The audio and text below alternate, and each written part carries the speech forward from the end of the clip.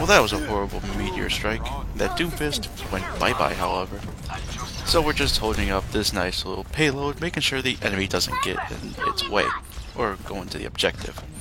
Genji, you might have escaped my wrath, but the asshole in behind isn't.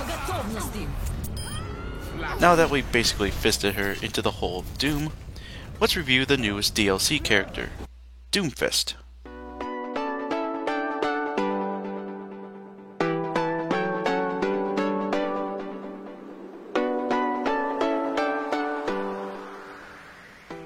So, Doomfist, not Doomsfist or Doomsguy, Doomfist, the newest DLC hero from Overwatch with 250 health.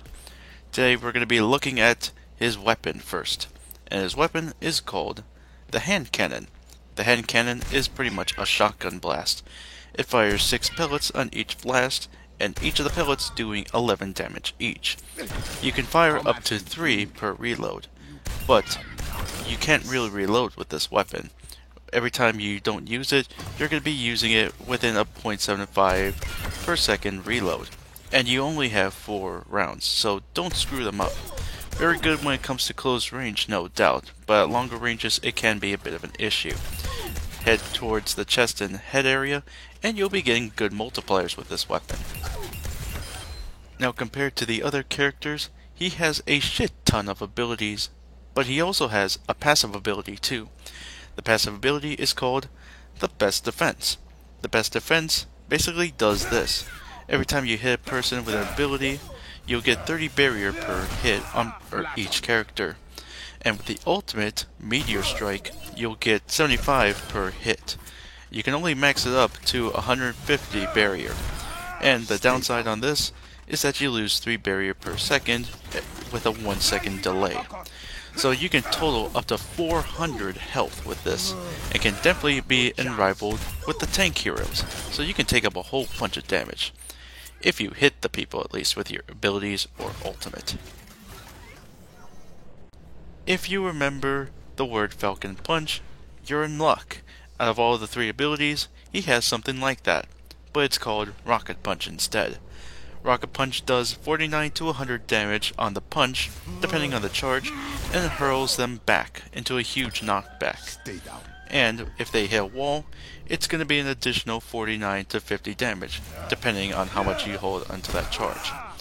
And the range on your punch can measure up to 10 to 23 meters. But there is a huge upside for this cooldown. It's about 4 seconds, but that should change. But if you're in a nice little situation in close quarters, you can easily knock back a whole bunch of characters, or knock them off into a cliff like I showed earlier. Now, if you remember the Shoryuken, I think it's called, from Street Fighter, you're in luck as well. And this one instead is called Rising Uppercut. Rising Uppercut basically does what it does. It punches the person in the air and does a little bit of knockback, making them hurl up into the air. And it does a small amount of damage, 50 damage to be precise. But this one has a longer cooldown, at around 7 seconds.